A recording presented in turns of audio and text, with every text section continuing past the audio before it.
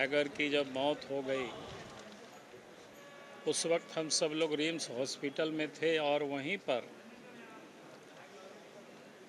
सबों की जो भावना थी कि एक बार रांची को बंद करना चाहिए और उस बंद में लोगों ने साथ दिया, सहयोग किया, उसके लिए उन सब को बहुत बहुत बधाई है। और इस बंदी के दरमियान जिस किसी को भी जो दिक्कतें हुई, तकलीफ़ हुई, चूँकि मैं समझता हूँ कि जब भी कुछ बंदी होती है तो किसी न किसी को तकलीफ़ होता है, कष्ट होता है।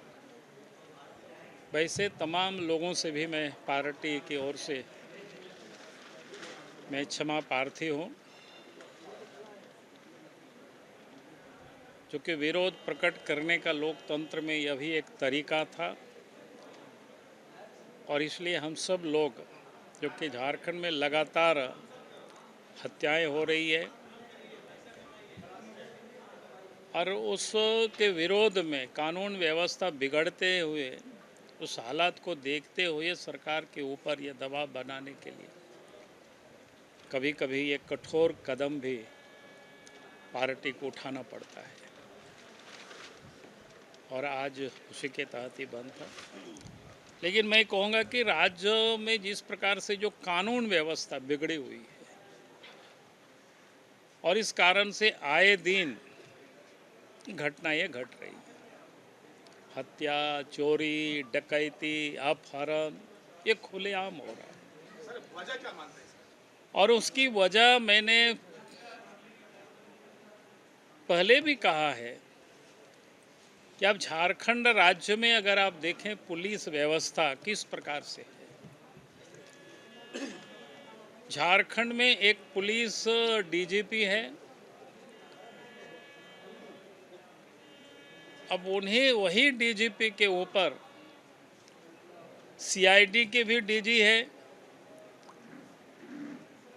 एसीबी के भी डीजी है और घोषित रूप से स्पेशल ब्रांच के भी वो काम देख रहे हैं। और रांची जिला के जो आज सीनियर एसपी है, डीआईजी में उनका प्रमोशन हुआ, लेकिन एसपी के प्रभार में भी वही है। तो झारखंड में किस प्रकार से पुलिस व्यवस्था काम कर रही है, इससे आप समझ सकते हैं। जहां एक ही डीजीपी के हाथों इतनी सारे विभाग आखिर हेमंत सोरेन ने क्यों दे रखा है। और जब किसी एक व्यक्ति के पास इतनी सारे विभागें होंगे तो फिर पुलिसिया काम छोड़ करके बाकी और कामों में आदमी का ध्यान रहता है। और सर्वत्र चर्चा होती है कि आखिर किस कारण से, क्यों इनको इतनाधारी पद में बना करके रखा है। तो इसका भी चर्चा क्या होता है कि जगह जगह पर क्या सच है ये तो कहना बहुत मुश्किल है।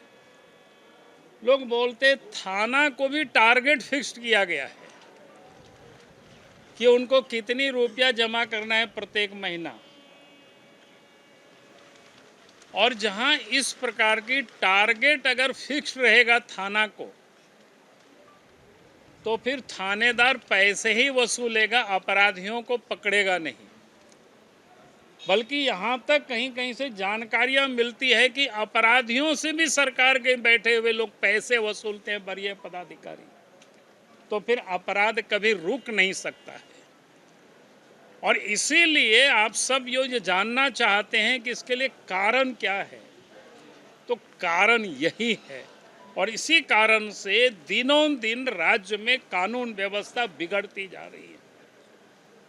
अब राज्य में आम लोग कहीं भी कोई सुरक्षित नहीं है।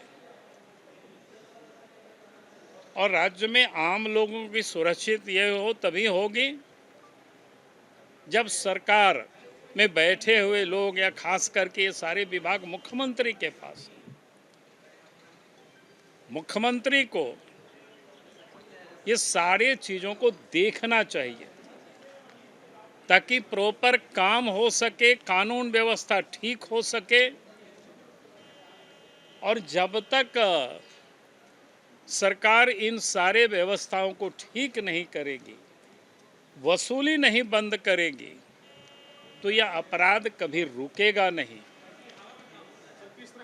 और अभी तो मैंने सब बताया, वसूली की जो चर्चाएं सभी है, चाहे कोयला का हो, चाहे ज़मीन का हो, इसी में सारे कारोबारी से या गुंडों बदमाशों से भी यह वसूला जाता है।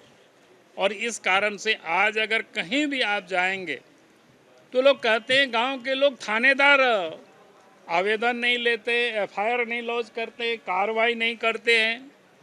ये आम घटनाएं हैं। भगवान करे आप सब लोगों को थाना जाने की नौबत नहीं पड़े। अगर थाना जाने की नौबत पड़ेगी तो हम समझते हैं कि आप सबको भी एहसास हो जाएगा कि किस प्रकार से पुलिस प्रशासन काम कर रही है। बहुत बहुत धन्यवाद। घटनाएं नहीं हो रहे हैं, पूरा राज्य में घटना हो रही है। कोयला के क्षेत्र में तो प्रत्येक दिन सैकड़ों गाड़ियां निकल रही हैं, इलीगल निकल रही है। सड़कों पर इलीगल मेन रोड पर गाय की तस्करी भी हो रही है। अब सरकार अपने थोड़े कहेगी कि भाई उनके पदाधिकारी यहाँ गड़बड़ हो रहा है, क्योंकि सरकार के लोग ही उसमें शामिल है। न्यूज नेशन अब व्हाट्सएप पर खबरों की ताजा अपडेट के लिए न्यूज नेशन के इस QR कोड को स्कैन करें।